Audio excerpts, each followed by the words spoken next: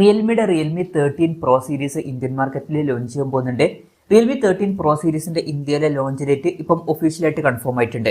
Realme 13 pro സീരീസിൽ രണ്ട് ഫോണിൽ വരുന്നതായിരിക്കും, റിയൽമി 13 പ്രോയും അതുപോലെ തന്നെ റിയൽമി 13 പ്രോ പ്ലസും.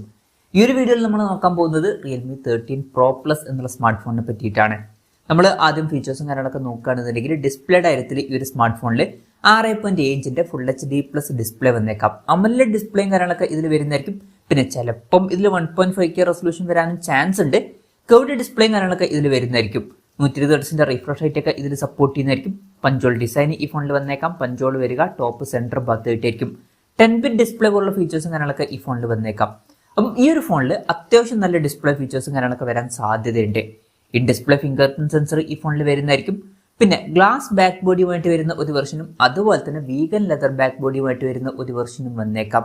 പ്രോസസറിന്റെ കാര്യത്തിലോട്ട് വരികയാണെന്നുണ്ടെങ്കിൽ സ്നാപ്ഡ്രാഗൺ 7s Gen 3 എന്ന പ്രോസസർ ഈ ഫോണിൽ വന്നേക്കാം. കഴിഞ്ഞ വെർഷനിൽ സ്നാപ്ഡ്രാഗൺ 7s Gen 2 എന്ന പ്രോസസറാണ് വന്നിട്ടുള്ളത്. അതിൽ നിന്ന് ഇതൊരു അപ്ഗ്രേഡ് ഒക്കെ തന്നെ ആയിരിക്കും. പിന്നെ 5G സപ്പോർട്ടും കാര്യങ്ങളൊക്കെ ഈ ഫോണിൽ വരുന്നതായിരിക്കും. സ്റ്റീരിയോ സ്പീക്കേഴ്സ് ഒക്കെ ഈ ഫോണിൽ വന്നേക്കാം. ആൻഡ്രോയിഡ് 14 ബേസ് ആയിട്ടുള്ള റിയൽമി സോഫ്റ്റ്വെയർ ആയിരിക്കും ഈ ഫോണിൽ വരിക. ക്യാമറയുടെ കാര്യം പറയുകയാണെന്നുണ്ടെങ്കിൽ ട്രിപ്പിൾ ക്യാമറ സെറ്റപ്പ് ഫോണിന്റെ പിന്നിൽ വന്നേക്കാം. ഇതിൽ 50 mega pixel main camera sensor വരുന്നതായിരിക്കും. അത് കൺഫേം ആയിട്ടുണ്ട്. സോണി LYT701ന്റെ മെയിൻ ക്യാമറ സെൻസർ ആയിരിക്കും ഇതിൽ വരിക. അതിൽ OSന്റെ സപ്പോർട്ടും വരുന്നതായിരിക്കും.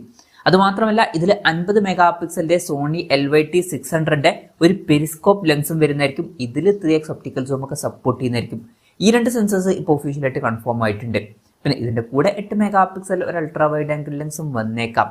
ഫ്രണ്ടിൽ 32 മെഗാ പിക്സൽ സെൽഫി ക്യാമറ വരാനാണ് സാധ്യത.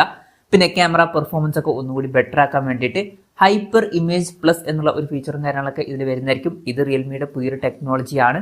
അപ്പം ഒന്നുകൂടി ബെറ്റർ ആയിട്ടുള്ള ഒരു ക്യാമറ പെർഫോമൻസ് നമുക്ക് എക്സ്പെക്ട് ചെയ്യാവുന്നതാണ്. പിന്നെ ഇത് ക്യാമറ ഫോക്കസ്ഡ് ആയിട്ടുള്ള ഒരു ഫോൺ കൂടി ആയിരിക്കും. ഇനി ബാറ്ററിയുടെ കാര്യത്തിലോട്ട് വരികയാണെന്നുണ്ടെങ്കിൽ 5100 അല്ലാന്നുണ്ടെങ്കിൽ 5200 mAh ബാറ്ററി ഇതിൽ വന്നേക്കാം. 80 വാട്ടിന്റെ ഫാസ്റ്റ് ചാർജ് സപ്പോർട്ടും കാര്യങ്ങളൊക്കെ വരുന്നതായിരിക്കും. പിന്നെ ടൈപ്പ് C ചാർജിംഗ് പോർട്ടും ഇതിൽ വന്നേക്കാം. അപ്പം അത്യാവശ്യം തിരക്കുകളില്ലാത്ത നല്ലൊരു ബാറ്ററി സെറ്റപ്പും ഇതിൽ വന്നേക്കാം. അപ്പം ഇതൊക്കെയാണ് ഫീച്ചേഴ്സിനെ പറ്റി പറയാനുള്ള കാര്യങ്ങൾ. ഇനി ലോഞ്ച് ഡേറ്റിന്റെ കാര്യം പറയുകയാണെന്നുണ്ടെങ്കിൽ ജൂലൈ 30 ഈ സ്മാർട്ട് ഫോൺ ഇന്ത്യൻ മാർക്കറ്റിൽ ലോഞ്ച് ചെയ്യാൻ പോകുന്നത്. ലോഞ്ച് ഡേറ്റ് ഇപ്പം ഒഫീഷ്യലായിട്ട് തന്നെ കൺഫേം ആയിട്ടുണ്ട്. പിന്നെ വിലയുടെ കാര്യം പറയുകയാണെന്നുണ്ടെങ്കിൽ അതിനെ പറ്റിയിട്ടുള്ള കാര്യങ്ങളൊന്നും ഇപ്പം പറയാൻ കഴിഞ്ഞിട്ടില്ല. എന്നാലും നമ്മുടെ എക്സ്പെക്ടേഷൻ പറയുകയാണെന്നുണ്ടെങ്കിൽ ഈ ഒരു സ്മാർട്ട് ഫോൺ നമുക്ക് ഒരു 28,000 to 30,000 രൂപ പ്രൈസ് റേഞ്ചിലൊക്കെ ആയിട്ട് എക്സ്പെക്ട് ചെയ്യാവുന്നതാണ്. കൺഫർമേഷൻസ് ഒന്നുമില്ല, ജസ്റ്റ് നമ്മുടെ എക്സ്പെക്ടേഷൻ പറഞ്ഞു എന്നേ ഉള്ളൂ.